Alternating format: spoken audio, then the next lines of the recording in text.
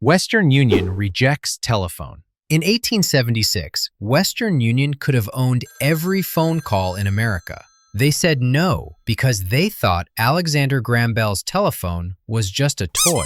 On February 14, 1876, Bell's attorney filed a patent for the telephone at the U.S. Patent Office in Washington. Bell's partner, Gardner Hubbard, approached Western Union President William Orton with an offer: buy the patent for $100,000. Orton controlled America's entire telegram network, moving millions of messages daily and raking in huge profits. He dismissed Bell's device, telling colleagues, "What use could this company make of an electrical toy?" He believed written telegrams would always beat talking into a wire. Within 18 months, Bell's company had 10,000 paying customers. Western Union panicked and launched their own phone system using stolen designs. Bell sued. By November 1879, Western Union surrendered, giving up all telephone claims in exchange for 20% of Bell's revenue. Bell's company became AT&T, eventually worth hundreds of billions. Western Union stuck sending money orders at corner stores. If Western Union had paid that $100,000, every smartphone might still carry their name instead of Verizon or AT&T. Blockbuster rejects Netflix. September 2000. Netflix co-founders Reed Hastings and Mark Randolph flew to Dallas to meet Blockbuster CEO John Antioco. Netflix was bleeding $50 million a year, serving just 300,000 DVD-by-mail subscribers. They offered to sell the entire company for $50 million. Antioco laughed. Blockbuster owned Friday nights with 9,000 glowing stores across America, pulling in $6 billion globally and $800 million from late fees alone. Antioco believed streaming was science fiction, and Netflix was a mail service for movie nerds. By 2007, Netflix launched streaming. Families stopped driving to stores. Blockbuster's revenue collapsed 20% year after year. Shelves emptied. Stores closed by the hundreds. In September 2010, Blockbuster filed for bankruptcy. Netflix today, worth over $442 billion.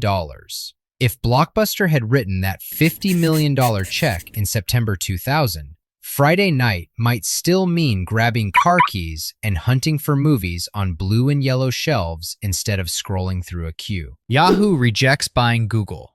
1998. Two Stanford grad students named Larry Page and Sergey Brin walked into Yahoo's Sunnyvale, California office with an offer: buy our search engine for $1 million.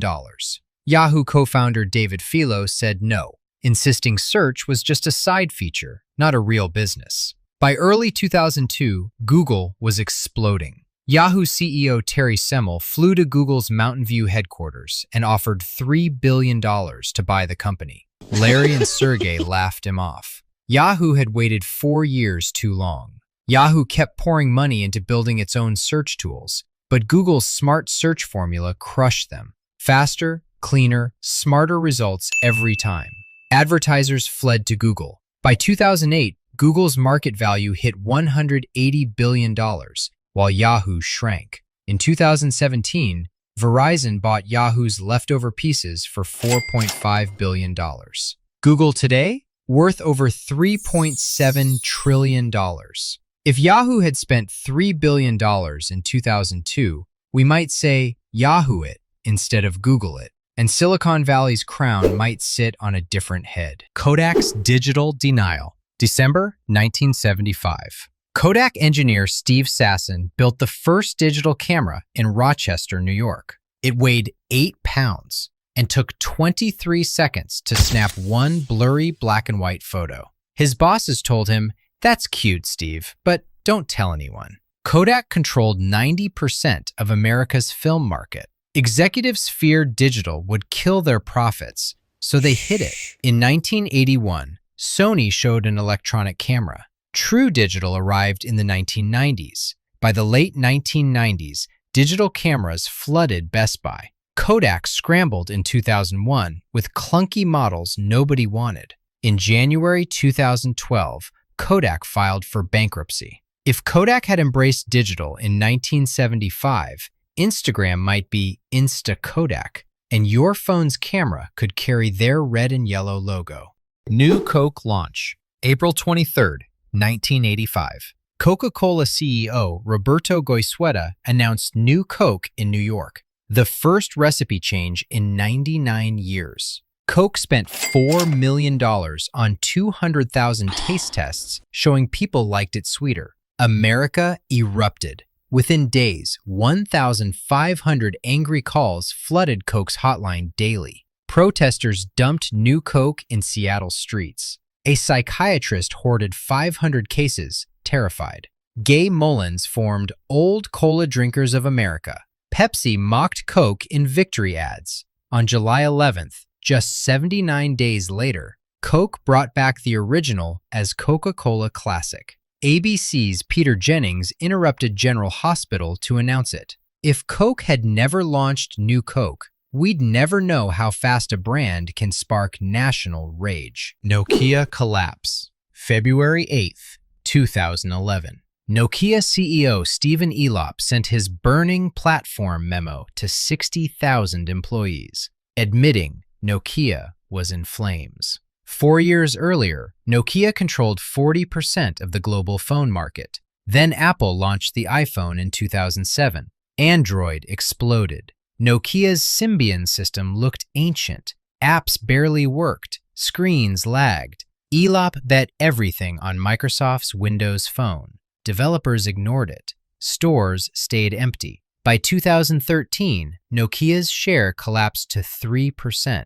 Microsoft bought Nokia's phone unit for $7.2 billion, then wrote off the entire investment. Nokia vanished from mobile. If Nokia had built a better system in 2008, Finland might still be the mobile capital instead of Cupertino. BlackBerry refuses to adapt. January 9th, 2007. Steve Jobs unveiled the iPhone in San Francisco. BlackBerry co-CEO Jim Balsillie shrugged from his Ontario office, calling it just a nice consumer device. BlackBerry dominated business with 20 million users, rock-solid security, and instant email. Executives loved the keyboard and blinking red light, but the iPhone had apps. Android followed with more.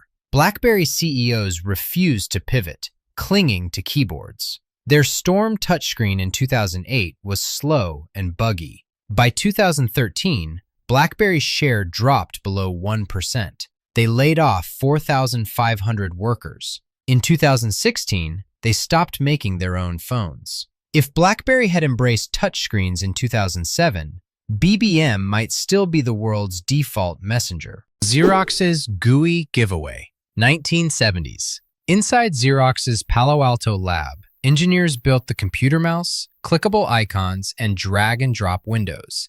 Xerox executives in Connecticut ignored it. They wanted to sell photocopiers, not computers. In November 1979, Steve Jobs toured the lab after Xerox invested $1 million in Apple. Jobs saw the point-and-click screen and gasped. They're sitting on a gold mine. He rushed back and built the Apple Lisa in 1983. Then the Mac in 1984. Microsoft copied it with Windows. By the 1990s, most personal computers used GUI ideas first shown at Xerox. Xerox? Still selling copiers. They invented the future and gave it away. If Xerox had sold computers in the late 1970s, every laptop might boot with their logo. Quaker Oats by Snapple, November 2nd, 1994. Quaker Oats CEO William Smithberg announced he was buying Snapple for $1.7 billion.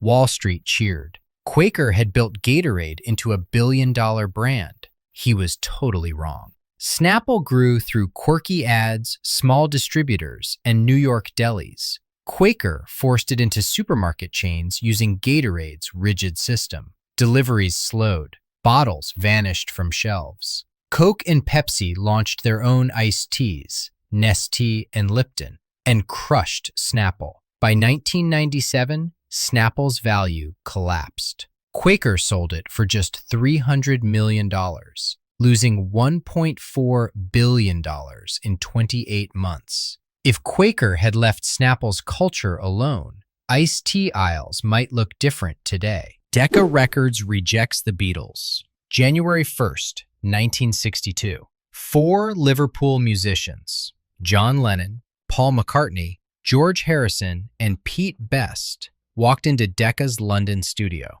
They recorded 15 songs for an audition tape, hoping to win a record deal. Decca executive Dick Rowe called their manager with bad news. Guitar groups are on the way out. The Beatles have no future. Rowe signed Brian Poole and the Tremolos instead. They were London-based and easier to work with. 5 months later, producer George Martin at EMI signed the Beatles. In early 1964, they triggered Beatlemania in America, selling millions and dominating radio. Decca became a punchline, forever remembered as the label that rejected the biggest band ever. If Decca had signed them, we might never have heard Hey Jude the same way.